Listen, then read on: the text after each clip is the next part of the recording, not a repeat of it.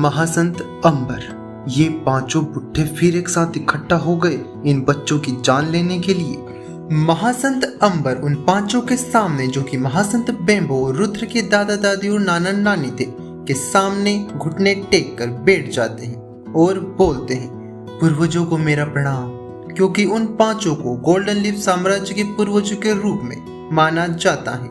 किसी को नहीं पता कि उनकी उम्र क्या है। महासंत बेम्बो महासंत अंबर को नजरअंदाज करते हुए निर्वाण और उन तीनों की तरफ इशारा करते हुए बोलते हैं, तुम चारों यहाँ आओ। इतना सुनते ही रुद्र जमीन पर बेहोश होकर गिर जाता है। ये देखकर निर्वाण रुद्र के जमीन पर गिरने से पहले जमीन पर गिर जाती है। उन दोनों के जमीन पर गिरने के बाद उनके पीछे खड़े दो लोग दिखने चाहिए थे, लेकिन वो दोनों तो निर्वाण के भी जमीन पर गिरने से पहले ही गिर चुके थे। अब वो चारों जमीन पर बेहोश पड़े थे, लेकिन उनका ये नाटक एक जोरदार आवाज उनके कानों में पड़ने के साथ ही शुरू होने से पहले खत्म हो जाता है। ये आवाज किसी और की नहीं बल्कि महामंत्री नटराज की थी। महामंत्री नटराज, अपना ये नाटक बंद करो और चुपचाप खड़े हो जाओ। वो चारों ऐसे खड़े हो जाते हैं जैसे धरती पर गुरुत्वाकर्षण जैसी कोई चीज ही नहीं। पूर्व साम्राज्ञी, जिन्हें लोग पूर्वज निहारिका के नाम से जानते हैं, बोलती है, मेरे बच्चे कमजोरी के कारण बेहोश हो गए थे और तेरी कर्कश आवाज से तूने उन्हें बेहोशी में भी चैन नहीं लेने दिया, उठा दिया उन्हें।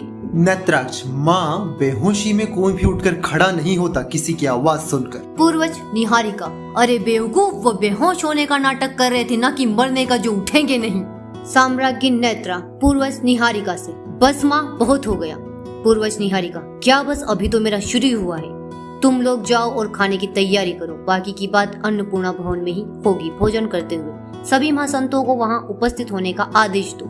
और ये सूरज और मेघ को पता तो है ना कि जल के बाहर भी जीवन है। कहाँ है वो दोनों, बुलाओ उन्हें। साम्राज्ञी नेत्रा, आ रहे होंगे दोनों, आप भी पीछे ही पड़ जाती हैं उनके। पूर्वज निहारिका, मैंने सिर्फ उनके आने के बारे में ही पूछा है, तुम दोनों के लाड प्यार ने उन्हें बिगाड़ रखा। महासंत बेम्बो पूर्वज निहारिका से, हाँ दीदी, आप सही कह रही हैं, इन दोनों ने ही सबको बिगाड़ रखा है। ये कोई भी इज्जत नहीं करते मेरी। अरे मैंने तुम सबको पढ़ाया है, समझे तुम लोग। मेरा हर एक स्टूडेंट महासंत या फिर उससे ऊपर का ही साधक है। तभी आसमान से एक आवाज आती है, हाँ तो मास्टर वो आपकी मेहनत से थोड़ी, खुद की मेहनत से बने।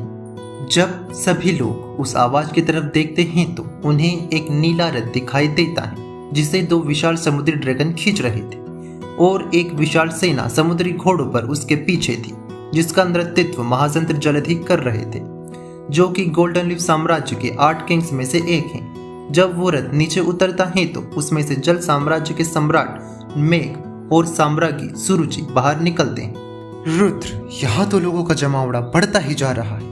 ऐसा लग रहा है कि हम चारों को चप्पल की माला पहनाकर गधे पर बिठाकर सवारी निकालेंगे। नीर, अब ये दोनों कौन?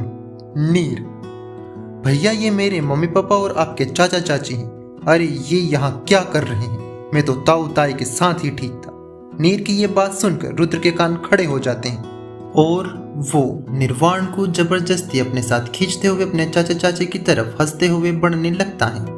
इसमें कोई दो राय नहीं थी कि वो उनके पास अपना उल्लू सीधा करने जा रहा था, लेकिन यहाँ हैरानी इस बात की थी कि सामने से भी उसके चाचा चाची की ऐसी प्रतिक्रिया थी। बस उसमें भाव सच्चे थे और उनकी आंखों में आंसू। शायद उनके दिल में कुछ दबा हुआ था। रुद्र और निर्वाण के चाचा चाची उन्हें ऐसे देख रहे थे जैसे वो वही 3 महीने के बच्चे हो जिन्हें उन्होंने आखिरी बार दूसरी दुनिया में जाते हुए देखा था। रुद्र और निर्वाण के चाचा चाची दौड़कर उन्हें गले से लगा लेते हैं। जैसे ही उनके चाचा चाची रुद्र और निर्वाण को गले से लगाते हैं, उनकी आंखें अनजाने में ही भर आती हैं। रुद्र और निर्वाण मन में सोचते हुए, हम ये रो क्यों रहे हैं? पूर्वज आरंभ, जो कि गोल्डन लीफ साम्राज्य के पूर्व सम्राट हैं, बोलते हैं, अगर तुम्हारा मिलना हो गया हो तो हमें और भी आवश्यक कार्य हैं जिन्हें हमें आज ही पूरा करना है। वो इतना बोलकर सबको महल की तरफ चलने का आदेश देते हैं।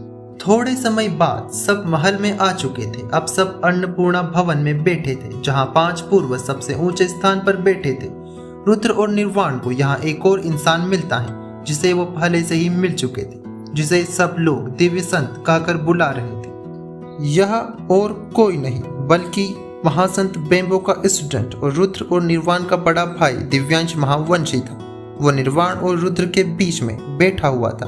रुद्र महासंतों की तरफ देखते हुए उससे पूछता है, भैया ये 8 महासंतों को इतना सम्मान क्यों दिया जाता है? दिव्यांश, बेटा इस दुनिया में किसी देश की क्षमता उस देश के पास कितने महासंत हैं से आकी जाती है। रुद्र, लेकिन ऐसा क्यों? दिव्यांश, क्योंकि एक महासंत अकेले ही किसी देश का पूरी तरह से विनाश करने की क्षमता रखता है।